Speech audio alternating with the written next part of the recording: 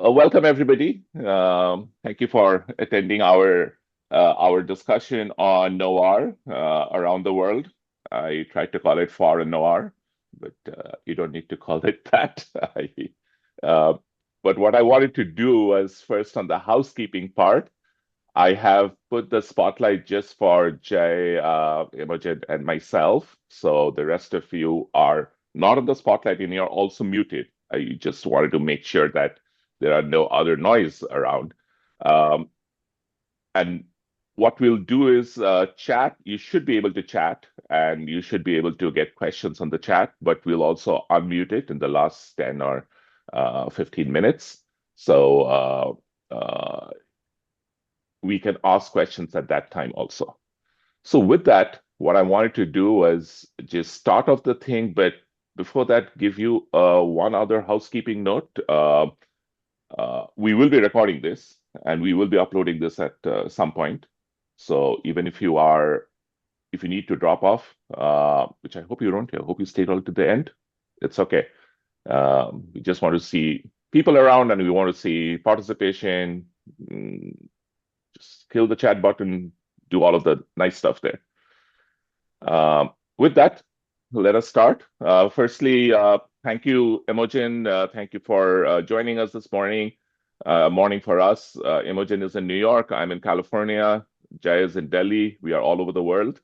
Um, and which is very appropriate for the topic that we have today, which is noir across the world. It is a topic which is very much in close to I think all of us here and this chat, which is why you've joined, but definitely for Imogen, for me, for Jay, and maybe to start off things, um, let me ask Jay and Imogen how you got into noir as a genre. What was it that pulled you in? And again, I know Imogen, you've written a lot about noir, and just for those who do not know or have not had the pleasure of listening to Imogen, she's been a fixture on the Criterion Channel on many different films, by the way, not just on noir, but that's something which she has also written about a lot and spoken about a lot. She also has a lot of the liner notes on the Criterion discs. And when I met her, I had her sign a couple of those because those are really well done liner notes. Um, and I think some of you have probably also read her essays on the Criterion Channel. So she's written a lot about noir, so I know that's something she's in. And then Jay, of course, has is in his blog. He's written about a lot of noir films in the little film group that we have. So he has. So I feel that these are two people who are very, very well qualified to do that. So enough of me talking. So Imogen, if you want to go first, tell us a little bit about how you got into noir and what are the attractions of noir to you. It did.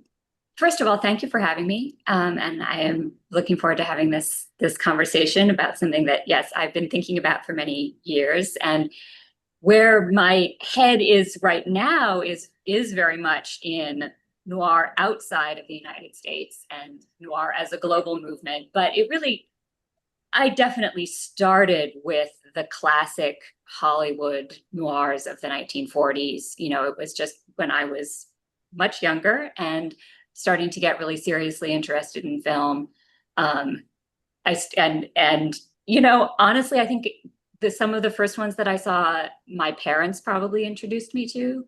And if there was one film that was probably the kind of turning point that really ignited my interest in this it would probably be Out of the Past, which is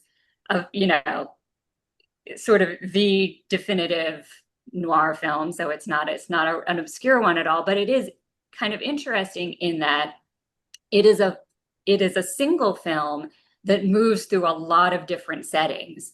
It actually opens in the mountains, in this beautiful kind of unspoiled wilderness. Almost, it moves to Mexico. It has sections in New York. It has sections in San Francisco. It goes to Lake Tahoe. And so there's something about the way that it floats in this kind of dreamlike way through all of these different settings, and it's urban and it's non-urban. I think maybe planted the seeds of my interest in in the how wide-ranging noir can be, and in noir in terms of kind of landscapes and spaces, because then the book that I wrote, which was when I really kind of started to get very serious about studying noir, is about film noir outside the city. And to me, the fact that certain films that are so central to our conception of this whole form, like Out of the Past, actually have these rural sections, was something I felt people hadn't really talked about. And that was why I was interested in that. And so the book exclusively looks at the United States, because it is very much about thinking about noir in terms of the American post-war landscape and what was going on in America at that time, and the sense of connecting it to certain specifically American kind of stories and myths about the landscape. It does deal with the Mexican border and a little bit with Mexico, but you know, I have since become really interested in all of the ways that noir shows up in other parts of the world, both before and after the kind of classic American noir cycle. And I'm sure we will get into talking about all of that, but that's sort of my story about how I really got into this. Jay? Yeah, well, about when it comes to how I first experienced the genre. Now, I have a couple of very basic and predictable answers to that question. Imogen, of course, mentioned one of the iconic noir films of the 1940s. I have others, and this goes back to that strange period in my adolescence when I became besotted with 1930s and 1940s American films. Sitting here in Delhi with very limited access to that sort of stuff, and up to that point, also only having watched color cinema or mostly color cinema. So my boring answer is I was immediately enthralled by the shadowy images and the canted angles in a film like The Third Man, for instance. The zither music by Anton Karas, right? Yeah. Those early shots of Vienna, the tremendous scene where Orson Welles makes his first appearance in that doorway and Joseph Cotton runs after him. And again, there are these very showy Dutch tilts and shadows, and all of it inflamed my imagination. And I was 13, 14, 15 years old when all this was happening. And I think my love of black and white cinema, the interplay of light and dark, the use of shadows, all this is associated with noir. Also, of course, with a few other films, with Hitchcock films that get more properly, described as suspense films or thrillers, but with moments like these. And that noir aesthetic was very important for me. There are other images that are so unforgettable, from another iconic film, Double Indemnity. If you just look at that great opening credit scene where the Paramount logo is replaced by the silhouette of the man walking on crutches, towards the audience, and that will be a key reference to something that happens later in the film, but you don't know this at this point. And with Miklos Rosa's music, which is lush and melodramatic and menacing. And let's not forget, of course, in that when you say melodrama, that many of the films that we today call classic noir films, in their own time when they were released, they were usually known as melodramas, right? Or as crime dramas. No filmmaker or critic back in 1944 or 1945 was referring to these films as film noir. That term came much later. It was retrospectively. So anyway, so the sense of unease that was created for me by the use of light and shadow and music, that never left me. And I also just wanted to say that around this time, I one of the first film books that I picked up as an adolescent was this book called Film by Roger Manuel, which was published in 1946 or something like that. And I had this very old copy, which I got from a secondhand store. And this book had an image inset, a very thick image inset, full of black and white photos, stills from films between the 1920s and the 1940s. And again, just looking at those photos before I had watched most of those films, again, it set my imagination on fire. And this is long before I knew things about definitions, long before I knew what the visual links were between the German expressionism of the 1920s and the classic noir of the 1940s. But I saw an image from Fritz Lang's M in that book. It's a 1931 film, and I think I watched the film for the first time a few months later, and then I recognized what that image was about. It was a shot of the Peter Lorre character is about to get caught. He's being pursued. He's about to get caught, and there's this sudden aerial shot of him running across a courtyard or something like that. Again, that image in the book was so striking. It just sort of just caught my imagination, and lots of other things, films that you would not that are not noir films at all, films like Potemkin and F.W. Murnau's Faust, a lot of those silent films. There were images from those in this book, which really got me very excited about cinema. And I just want to say, and we'll continue talking about this, and we'll come back to this, but this is also why it took me a while to really get accustomed to the idea that a noir film could be in color as well. So so I think Imogen. I was reading one of Imogen's essays, and you mentioned Imogen. You mentioned the Jean Tierney film "Leave Her to Heaven," and now that's generally or often classified as a noir film or a film with strong noirish elements, and yet it's such a vivid Technicolor film as well. And so a film like that, when I was an adolescent, it would never have fit my personal idea of what a noir would be. But of course, that changes over time, and then you get into the idea of neo noirs, of later films that are brightly lit, and the basic idea that the black in noir refers to the darkness of the soul as much as anything else, right? Or the dark places where we might be led by circumstances or by greed or loneliness or insecurity or whatever. But for me, as an adolescent, it was The Third Man, Double Indemnity, all those shadowy, hypnotically black and white scenes. Yeah, it's funny because I think, yeah, you're right. I mean, at that age, at least, Jai, you and I grew up in different parts of India, but I also had a Roger Manville. I also had film, thanks to the book film, thanks to my father who had that, and I saw the same pictures as you did. Especially, and now I remember the Faust picture, the picture from the movie Faust. I mean, with Gosta Ekman, who I the other day saw him in the first in the original intermezzo with Ingrid Bergman, who of course has gone on to do some great noir films herself. But I remember I got into it because I love detective stories, detective books, and so Maltese Falcon, and they showed it at the U.S. Information Services. I mean, in this day and age, all of these things are gone, but back then, the U.S. Information Services screening room in Calcutta and in Delhi also, I remember they had like great. I mean, that's the best place to watch movies, and I saw Maltese Falcon there, and I said, oh. Did not the Bridget O'Shaughnessy character was probably one of the first femme fatales. Never even entered my consciousness till I saw the film. Till then, when I read the book, it was all about Sam Spade.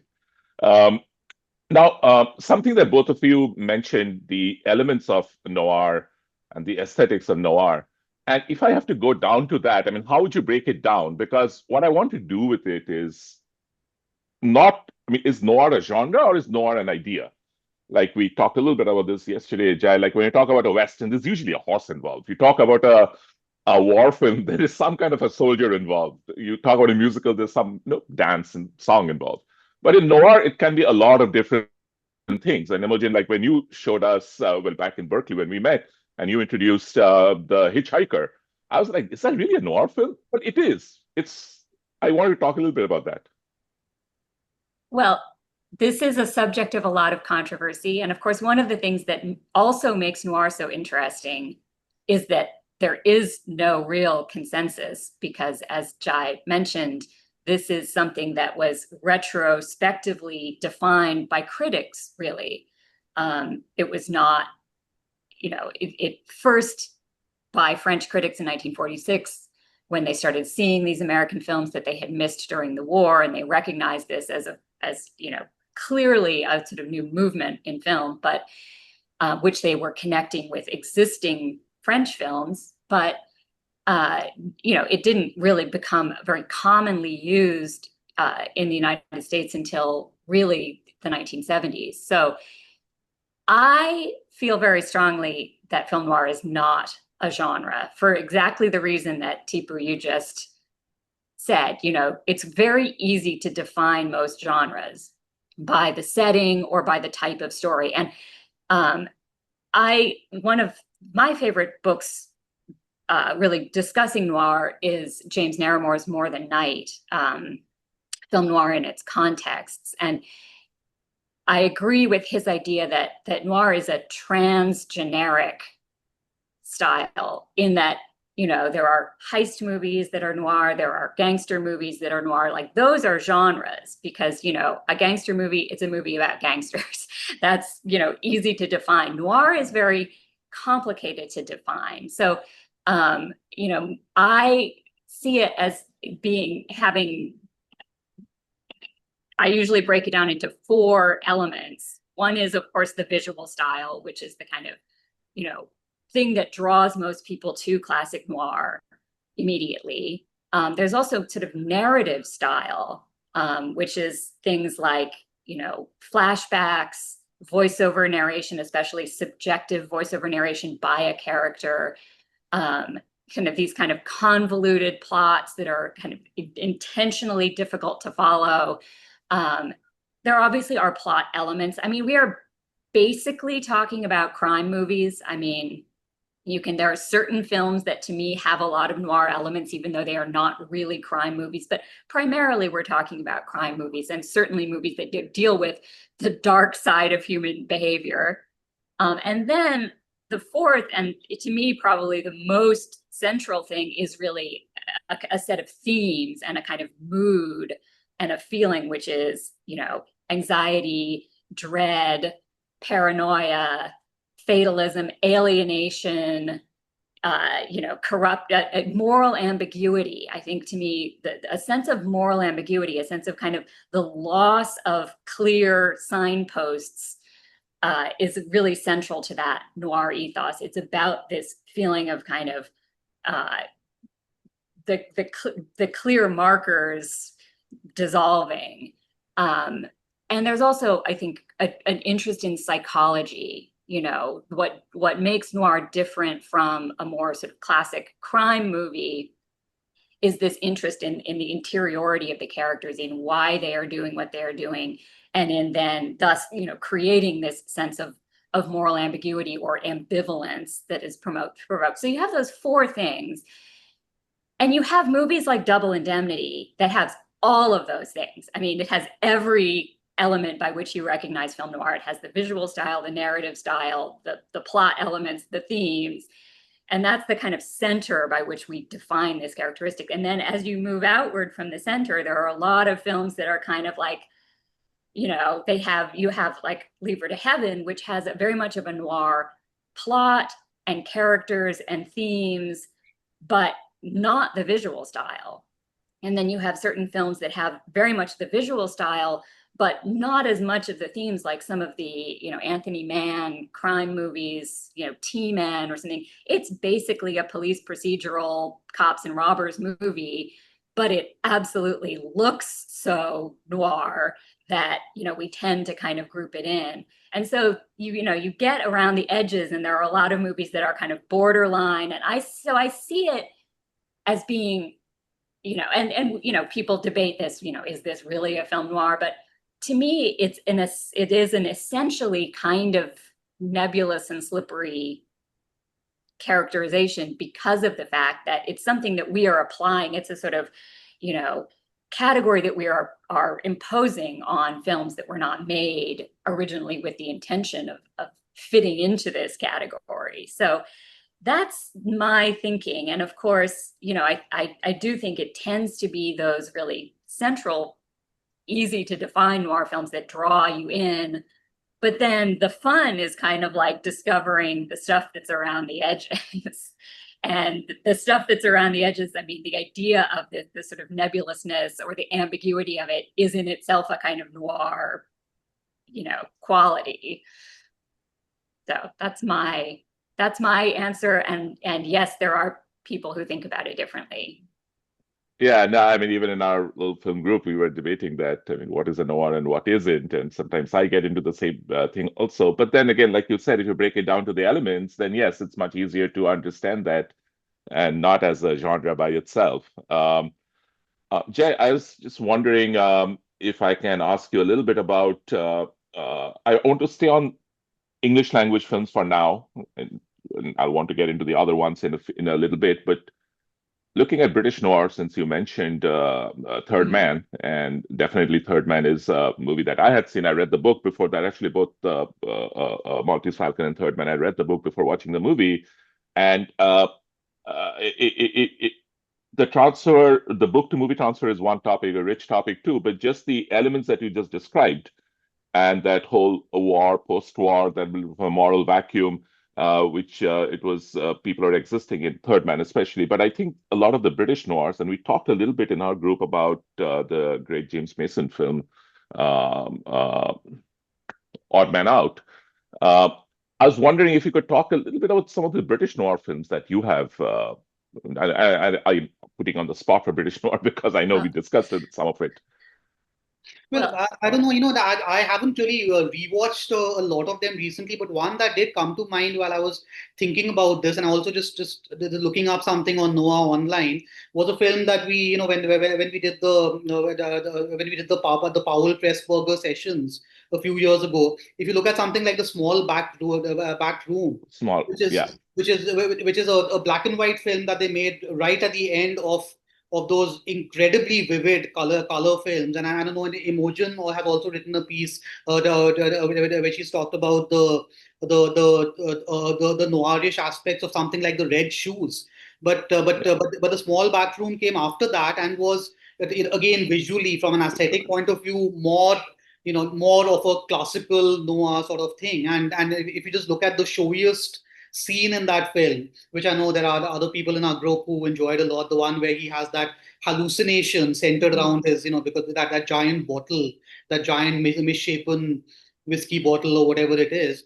And David Farrar, yeah. yeah, Yeah. so what Imogen was saying about the interest of Noah in the interiority of a character, or the state of mind, because if you look at the plot synopsis of that film, you can define it quite easily in terms of a straightforward thriller, with a beginning, middle, and end. This is what he's been called to do. Then he has to defuse this bomb, etc., etc.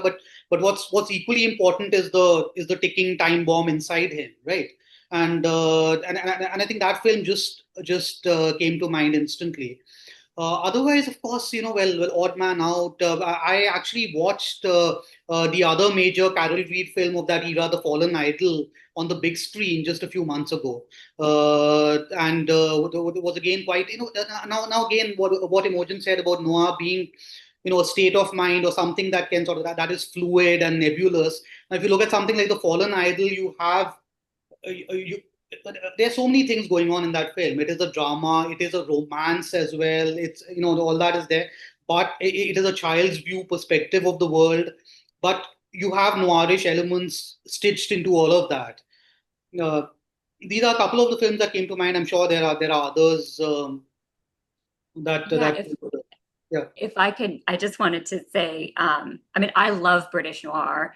It was, and it was one of the first real groups of noirs outside the United States that I was looking at. There happened to be a big film series here in New York years ago of British noir. And I just saw it all, I was just watching all of them. I happen to have also just recently been working on this because the Locarno Film Festival next month, their retrospective this year is British post-war film, and I wrote an essay for them about for the catalog about British noir. So I was also revisiting a lot of these films and also seeing some that I hadn't seen. I mean, it's really one of the biggest kind of cycles outside the United States, and it's like Hollywood noir in that there are these kind of great, classics that are almost in the art film category, like Carol Reed's films. And then there are these kind of, B movie, a lot of these sort of more potboiler crime films that were coming out. But it's also interesting to look at for the way that you can see you can see the influence of Hollywood films. You can see the influences coming more directly from, from German expressionism and from, of course, all of the German emigres who had fled Germany during the Nazi era. A lot of them wound up in Hollywood and played a huge part in the creation of noir there, but a lot of them also wound up in Britain, including Emmerich Pressburger and a lot of the people that Powell and Pressburger worked with. And you can, I think, see a lot of the influence of French film on British film. So you can see the way that it is this international movement that has all these kind of circulations and influences. Plus, of course, it has the influence of the sort of classic British mystery and detective story. So I do really love those films. And I also love, something I love about British noir that I think is somewhat distinctive is, of course, it's a lot about class. And there are a lot of great films that are really about sort of the working classes and this sort of very proletarian quality, like Hell Drivers, which is, of course, also one of the films made by an American blacklist exile who went to Britain. So I'm also fascinated by the way that film noir, you can follow it through these kind of movements of people for political reasons, crossing borders, and how those the people who were coming from Nazi Germany obviously were bringing not only that kind of style of German expressionism, but bringing this experience of exile and of having watched their country descend into fascism. And then you have these people who had been through the Hollywood blacklist and wind up going overseas and working in Britain and in France. And so that to me becomes part of that whole ethos as well as a lot of these films being, as you said, about this kind of post-war moment and all of the countries that are emerging from the devastation of World War II and making these kind of rubble films, which certainly The Third Man, set in the bombed out ruins of Vienna is a classic example. Yeah. Haven't thought of the term rubble film, but yes, that makes sense. Yeah. Yeah, I did not make that up. I mean, that was actually a term in Germany for the first films that were being made in Germany after the war, like The Murderers Are Among Us, and they were called rubble films, Trümmerfilme. I think Tipu also like Imogen, I'm very interested in that link and that the thread that reaches the German expressionism of the 20s to what happened in the 40s. But there's also, let's not forget that in the in-between period in the 1930s, for instance, even in France, you have a film like Pepe Le Moko, the Jean Gabin film, which has those elements as well, and there's a lot going on there, as Europe is heading towards the war. Absolutely.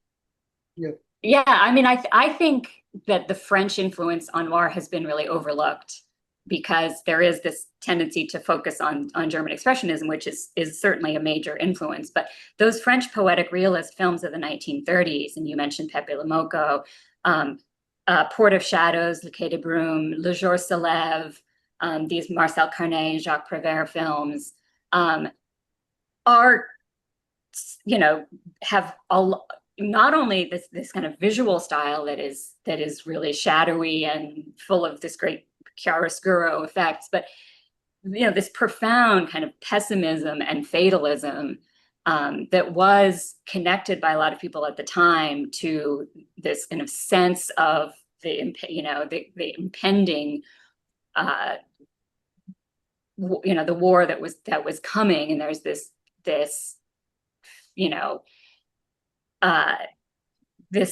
sense of a kind of a defeatist sensibility in those films that was actually kind of attacked by people on the right at the time in France. But those are really beautiful films. And those were actually among the very first films for which this term film noir was coined. And so French critics later on, when they saw The Maltese Falcon and Double Indemnity and Laura and so forth, they said, oh, the Americans are also making film noir. So they were actually sort of recognizing it because they were saying, oh, this is similar to what was going on in France before the war.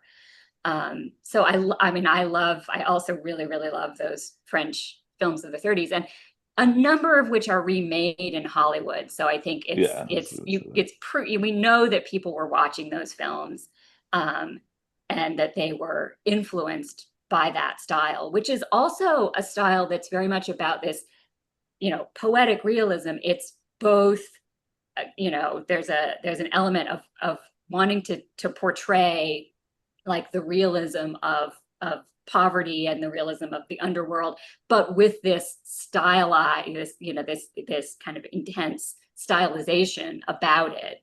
And I think that is also something that goes through a lot of noir, is the sort of tension or the push and pull or the fusion between the kind of realist impulse that you start to see with the more kind of documentary footage and this, the stylization, the artifice, the lighting, that noir exists somewhere in the intersection of those things.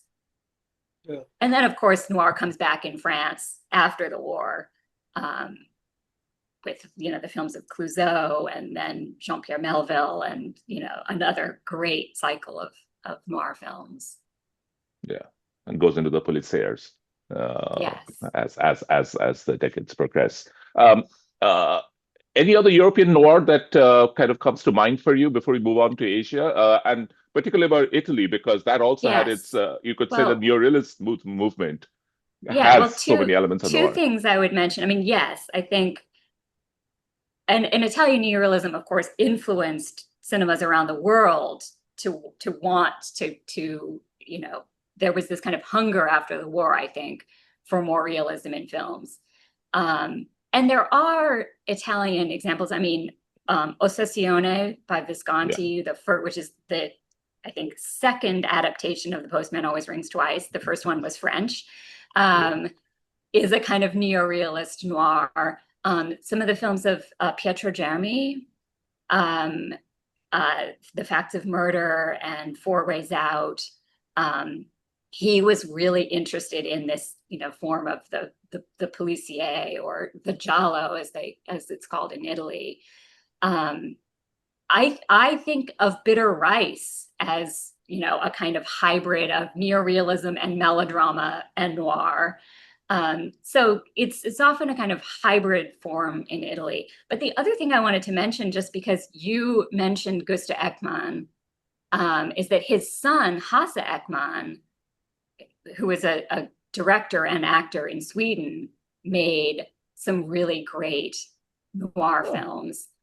Girl with Hyacinths being probably the best, and also the one that's I think the best known, the most probably possible to find. But a lot of his films have noir elements. I happen to have I was in Bologna for Il Cinema Ritrovato in June, and one of the strands that they had this year was called Norden Noir, and it was about noir films from Sweden, Denmark, and Norway from the late 40s and 50s. So there was definitely Scandinavian noir as well. So that's what I would mention. I don't know. It's funny because Europe.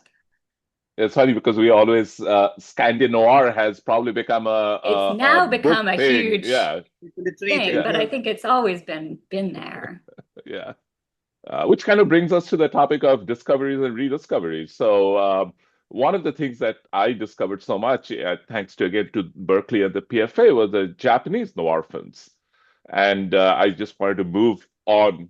I feel that I'm on a world tour here. I want to move on to Europe and to Japan, and when we were growing up and watching Japanese movies, of course the most popular one was Kurosawa. Now Kurosawa had his share of crime movies, and a lot of them had so many noir elements. But otherwise, it was a very different kind of film than what we had usually seen. It's only as you dig deeper into the surface and get into the Seijun Suzuki and the Shinodas, and you get to the other part of Japanese films, which is not the domestic dramas, not the samurai films, and that goes into the crime films. And Jay, I know you are also a lot into Japanese cinema, a fan of Japanese cinema, and I was wondering, maybe I can start with you. And ask you a little bit about maybe you could start with Kurosawa and his crime films, and then go onwards to other Japanese. I'm hesitant to call it noir films because they're not really called as that. It's like Well, as I we think talked that about at the I beginning. think something like Stray Dogs very Yeah, much has clearly defined elements of noir in it. yeah, And it's also the right time period, right? It's the late 40s, just at the tail end of some of those iconic noir films that got made then. But I think again it just comes back to how we are defining these things and how we are as opposed to calling one film a noir film in its entirety, we're talking about the possibility of noirish elements at some point in a film or somewhere in a film. So even I think we were talking on the group once about the high and low, right? So yeah, if you look at high and low, okay, if you look at the final third of it, where it sort of goes into the underground, so to speak, into the low, at that point it becomes very much like a gritty, ominous noir film when it starts following the person the kidnapper and with the police trying to stake him out in the various seedy places that he goes to. So you have that, but really when it comes to Tipu, when it comes to Japanese noir, I'd rather Imogen did a lot of the talking because you're the expert here, and also if you can just give us some context about the more recent Japanese cinema than what we're talking about, say even the last 30, 40, 50 years, uh, because we are just talking about Kurosawa here. Mm. And So, and well, I will say I'm not as much of an expert on more recent cinema, but I have a few things I want to say. I mean, first of all, with Kurosawa, I think the one that is actually probably the purest example is The Bad Sleep Well, from 1960, in which there actually is a nightclub called Noir. So it's almost like he's saying, that he clearly indicating in the movie that this is one of the things he's doing is making a film that is engaging with the noir style. But it's both by far the darkest in terms of the plot of the ultimate. I don't want to give anything away for those who haven't seen it, but it is it's a film about white collar corruption. And I find it really interesting that in all of the other, in Drunken Angel and Stray Dog and High and Low, you have this kind of crime coming up from below, very much from the slums and the marginalized people. The Bad Sleep Well is about crime committed by the people who are on the top, and they are actually much worse they're much more truly evil than the kind of criminals in the other films. But it's also a film that has a lot of very classic lighting, extremely low key light, these great scenes in offices at night where there's just a flashlight and it's all kind of in the dark. And then in the end, they wind up in this the ruins of a bombed factory, from the war that are still just this kind of rubble-strewn wasteland. And so it's almost like we're going back into this idea of the ruins of the war. So that's a great film. And I think you can clearly see in all of these films how Kurosawa is bringing in elements of noir and mixing them with other things. I want to just briefly say, I think you can actually see sort of the noir influence in Japan starting much earlier in something like Dragnet Girl by Ozu, which is from 1933, which is this kind of gangster movie by Yasujiro Ozu. And it's really it's totally unlike what you think of, Ozu's later films. But in terms of this, and it's very clearly influenced by, he's watching these kind of Warner Brothers gangster movies, but it's also totally about Japan caught in this moment between tradition and modernity. And I feel like in those films and in Kurosawa's films, a lot of these films, you can see that being central to the kind of noir ethos, is this sense of a country that is in transition, and it's torn between, you know, what are our values between the kind of traditional world, the modern world, you know, that is especially affects women, which is kind of what Dragnet Girl is. You have the modern girl and you have the traditional woman in the kimono. And so that kind of, that, you know, sense that I was saying about the sort of loss of certainty is I think something you see in a lot of these Japanese films. Then you get into, in the 60s, into this sort of intersection of, you know, crime movies and the sort of the Japanese new wave. And things like Pale Flower. I think Tipu, you mentioned, that's one of my favorite Japanese noirs, Pale Flower by Masahiro Shinoda, which, you know, is it's both a very kind of classic noir. It is it's beautiful, so black and white widescreen. It's almost all set at night. It's about gambling. It's about the kind of attraction of this sort of nihilistic attraction to risk and danger. But it has a feeling of that kind of nihilism or amorality that comes into these 60s films. And then you have all these films made at Nikatsu that were called Borderless Action, Occult is My Passport, and Cruel Gun Story, and the Suzuki films, which are very deliberately playing with these kind of Western tropes of gangster films, but kind of taking them to this level of delirious excess. And again, there's this feeling of just like everything kind of falling apart. So those are really interesting films. So I guess, what did you wanted to talk about? I think Jai was asking for more. Well, he said recent, but then he said 30, 40 years. I guess for us, that's about as recent as it can be. But I also think that, you know, what Imogen said about that conflict between the traditional and the modern, which yeah, it's such a vivid theme in so much of Japanese literature, including in the last 30, 40 years. You know, there's this push-pull sort of thing where, you know, with this sense of a country that's set itself up as a very ordered, disciplined place, but there's all this rumbling beneath the surface. You know, there these memories of the military past and of things that have to be regretted, or you know, all that is such a theme in Japanese literature, which is why I just feel like this is when it comes to Japanese noir films, including the more recent ones, I feel like that's something I'd like to explore as well, because I find that aspect of the literature really interesting. yeah. Sorry, the other point I just wanted to make on the Shinoda film Pale Flower was the music, and I think Jai, you earlier mentioned the Miklos Rocha score and the Tonkara score, and I think the music was a very defining element for Pale Flower, and the music was by Toru Takamitsu, who's done many other things, including one that Jai, I know you like, The Face of Another, the Chigahara's. I was wondering if you could comment a little bit on the music, because, sorry, let me put it this way. If you could comment on the music, and then before that, when Jai mentioned about the literature, if there was anything that you wanted to add to that.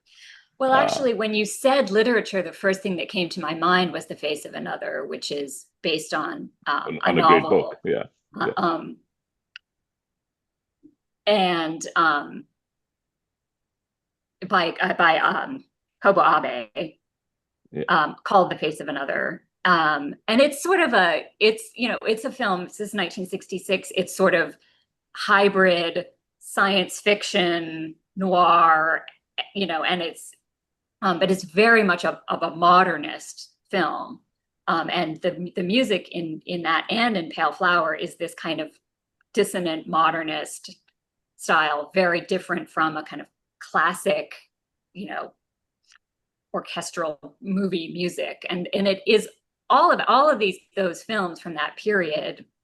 You know, it just is this feeling of alienation. I mean, and The Face of Another is the kind of ultimate film about this sense of the loss of identity, the loss of any kind of social, literally, you know, and the loss of any kind of social cohesion, and in Japan, perhaps that is a particularly powerful theme, because it is a society that has traditionally been so much more, I mean, compared to something like the United States, so much more defined and cohesive. And so that feeling of we are in this modern world where there's, identity, people have no place, and there's no, identity has no meaning, and people have no responsibility for anything, is a very, very powerful theme. And it's conveyed partly through this kind of dissonant music and this sort of modernist visual style that, somewhat like Antonioni uses, odd angles and kind of breaking up the film grammar in ways that, but it's also a film that I think still is also using noir elements. I think it's also interesting that it came out in the same year as John Frankenheimer's Seconds, Yes. which is a film that I know you've spoken about. I saw a short video that you had discussed it, and of course there's a similarity of themes, in those two films. And of course, again, in that film you have James Wong Howe's incredible cinematography, including the use of things like fishbowl lenses, Yeah. and things like that, which just create a sense of dread that is very much, it's something that you associate with the genre. But also I wanted to say that, Imogen, what you said again about the idea of innocence, or or the traditional thing set against a modern world. Tipu, as we know, that also in some way ties in with what we think of as the Indian noir films of the early 50s, I including was just going to make that segue too. Yeah. including Bazi, which Imogen has seen and written about, which of course is a 1951 film that also happened to be the directorial debut of Guru Dutt, whose centenary month this is. He was born in July 1925, and there's a lot of celebration around his work currently in India. So there you have an example of the Devanand character being this innocent, moving from this somewhat rustic background into the big bad world of the city and the nightclub, and potentially a different sort of femme fatale, or as we in Hindi cinema used to call those characters the vamps. So you have that as well. And I just wondered, do you have any other thoughts on, a few years after that you have Raj Kapoor's Shri 420, Shri 420, which is not as much of a noirish film, but again it builds on that same principle of the loss of innocence. When you enter this world of wealth and corruption. Did you have any other thoughts on Indian films from that era, Tipu? Oh, sorry. Yeah.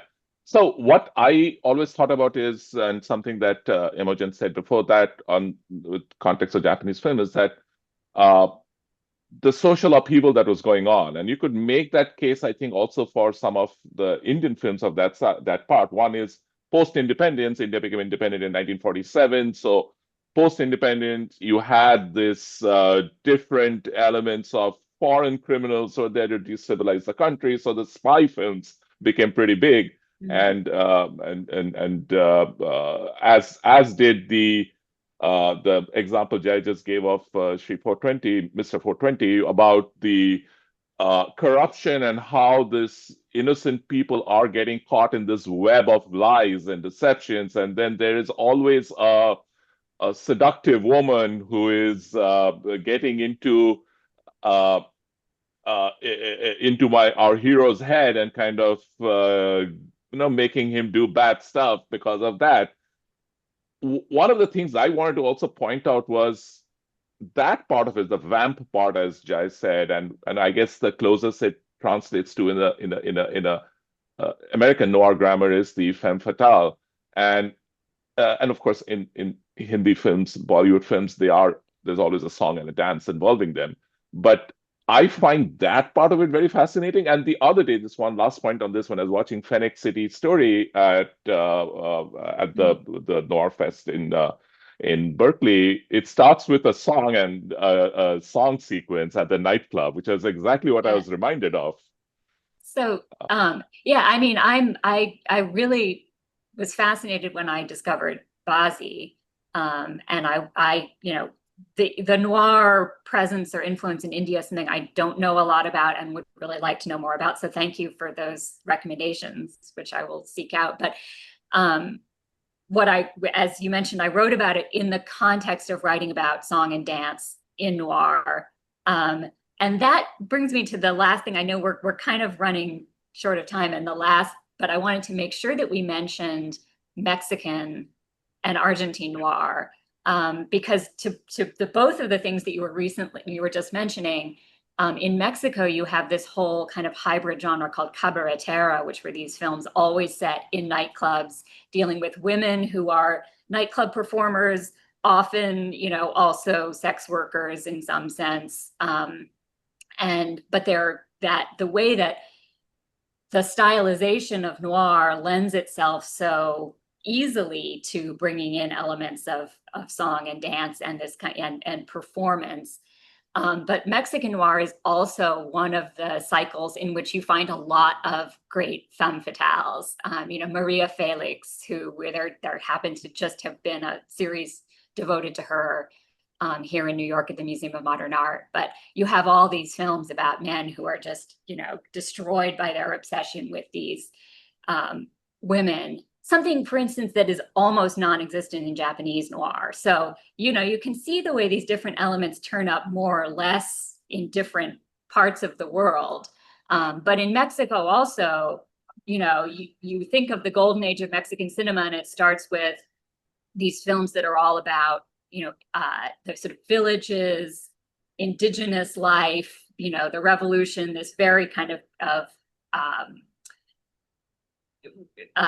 classically rural sense of Mexican culture. And then you get these films that are about, you know, the modern world, the cities, and this sense of, you know, what is being kind of gained and lost in this moment of modernization.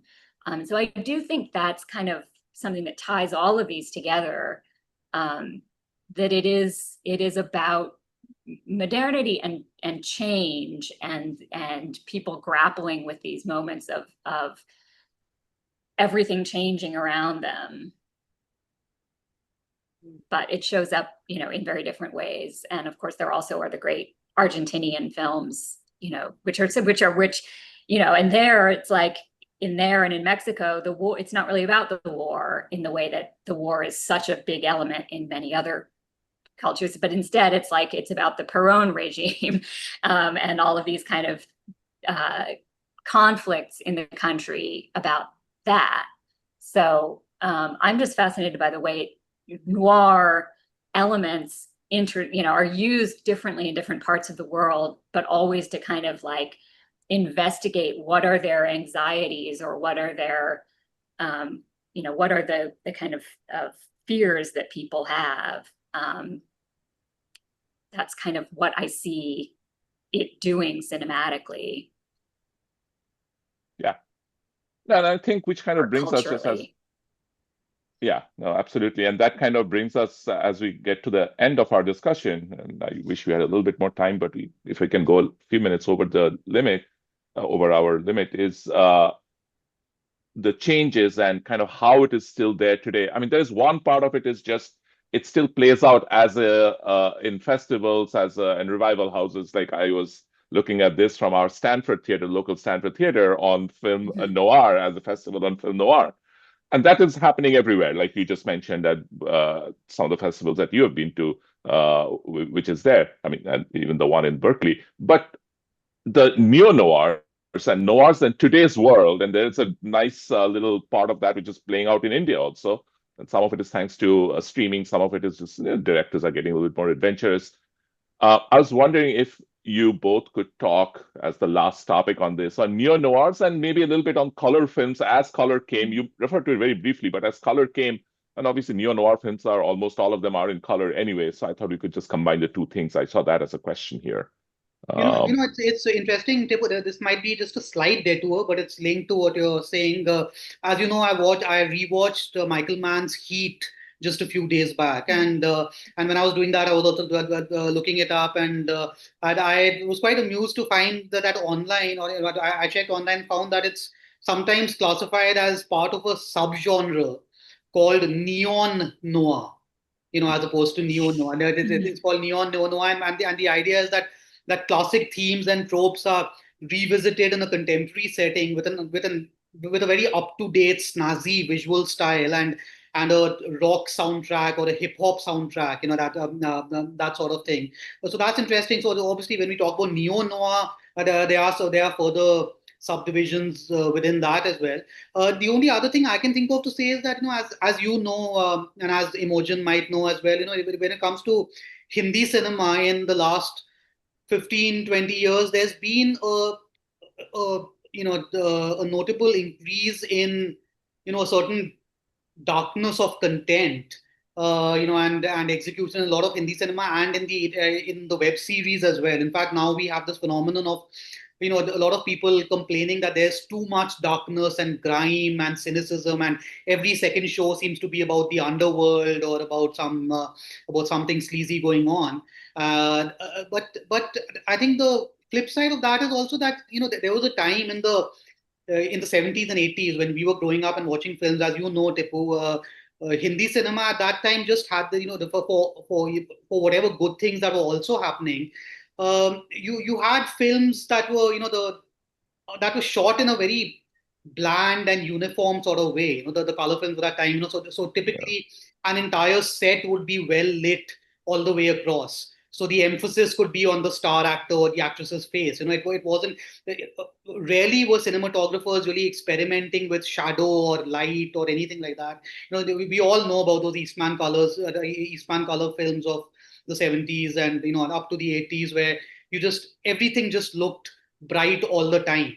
And I think maybe that started changing somewhere in the late 80s. There were a series of crime films, city films, underworld films like Parinda, with Vinod Chopra's Parinda, and Raak, and the Hathyar maybe. And, and then of course that led to things that happened over the next 10, 12 years with what we call the indie cinema in the Bollywood context, with the willingness to be grittier both in terms of the subject matter and to also have a visual aesthetic that was a little more nuanced than before.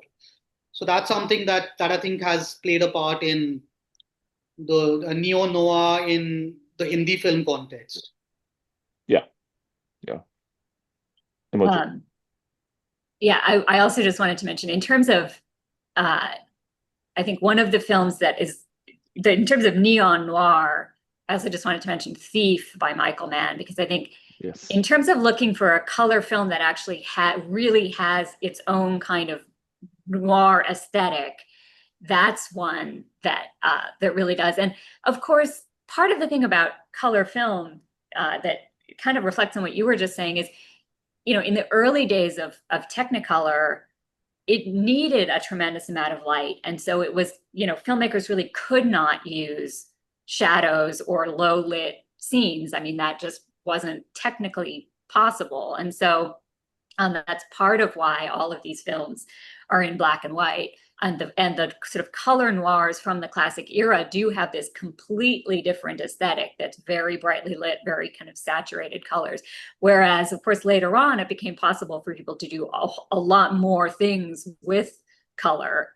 But the thing is, neo-noir, it's like if film noir is already hard to define, neo-noir is even harder to define, because at least we can kind of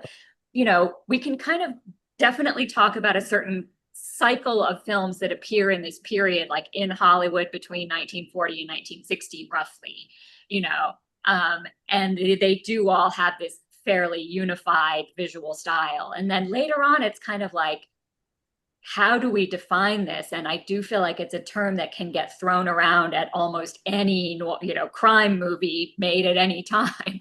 But I think to the extent that I think we can actually use neo-noir in a meaningful way, I think we talked about how the people making these films in the 40s and 50s did not think of them as film noir. But neo-noir really appears, I think, when people start intentionally setting out to make a noir film and to make films that are somehow in conversation with these earlier films. So, in the United States, you start to see it appear, it starts in the 70s, it really kind of flourishes in the 80s and 90s. And those films are very clearly harking back to the earlier films. Some of them are even remakes or readaptations of the same material, but they're using the same kind of plot elements. But of course, we now don't have censorship, and you can, show all kinds of things you couldn't show before, and you have a different visual style. But there's something that's a little bit sort of postmodern about it, because it's about making films that are in conversation with this idea of film noir. So that's kind of what I look for in calling something a neo-noir. And I think it is something that is always, as you say, the sort of classic era of film noir and noir from other parts of the world remains probably the most popular group of older films. I mean, all my friends who are programmers say the way to get people into your theater is to put noir in the title of the series, and you're guaranteed an audience. So people love these films, and I think there always are going to be, current filmmakers who are interested in working in conversation with that style and with that idea. But it's kind of a different thing now, because it is self-conscious in a way that it wasn't at the time. Well, in India, we have someone like Sriram Raghavan today, who is constantly paying tribute to his favorite thrillers and noir films from Hollywood and French films as well. To the extent that he had a film around 15 years ago, which was called Johnny Gaddar. Gaddar is Hindi for traitor, or someone Wow. who betrays, and that is very much part of the story of the film, but it also immediately harks back to Johnny Guitar, and there are plenty of references to Sriram Raghavan's favorite films. Both old Indian films in the thriller category and old noir films. So that's an ongoing conversation, I think, with so many contemporary filmmakers who are film students as much as filmmakers. Yeah, and that's is just to wrap this whole thing up is and I was reading that famous that essay from oh my God, I'm forgetting the names, on the origin of noirs, the two French writers, Bourdet and Borde and Charmeton, yeah, Charmeton. Yeah. Charmeton, and about how they came across all these films came out at the same time in France because of the war. No other film was coming out, and so suddenly it became a movement. I think the thing here is that it's very accidental. It's a lot of different people working on some movies which came out and they sold, like you just said, even today it sells. So that's how it became noir. And whereas today, when you make it as a more thought out tribute to certain kind of movies, then it becomes less of a movement, more of a homage, and does not become an organic thing that it is. That said, I mean, I love a lot of especially Michael Mann, his films. I mean, it's right out there. I think I'm done. I will try to see if there's any other questions out here. Yeah, Meet says that when you know it when you see it. Yes, pornography and noir, both of them are defined like that. Yeah, I think we've covered all the areas. Jay, anything else that you feel that we should I ask? think, And Imogen, anything that you'd like to? No, I guess except that because you brought up Bourdet and Charmeton, I actually like the way they define noir. I have been influenced by this because they're the ones who say it's about, these films, people were used to films where there's a clear hero and an antagonist, and the sort of morality of the story is very clear, and film noir removed those signposts. And so they define noir in a sense by its effect on the audience, which I think is also a really interesting way of thinking, about sort of genre. If you think about like horror movies are movies that are intended to frighten you, and comedies are movies that are intended to make you laugh. They say the aim of noir is to create a specific alienation. So it's about kind of instilling a certain sort of sense of disorientation in the audience, which is why the kind of convoluted stories and the moral ambiguity. So I thought that was very interesting as a way of thinking about it. And then, but then of course, the question always is like, why do we love these films so much, given that they are really dark and they are telling us, sometimes some kind of unwelcome truths about human nature and about the way the world works. But there is something, and it is partly the style. We love them for the style. We love them for the suspense. We love them for the sort of, they do, particularly the sort of classic era films, have a glamour and a kind of sexiness about them.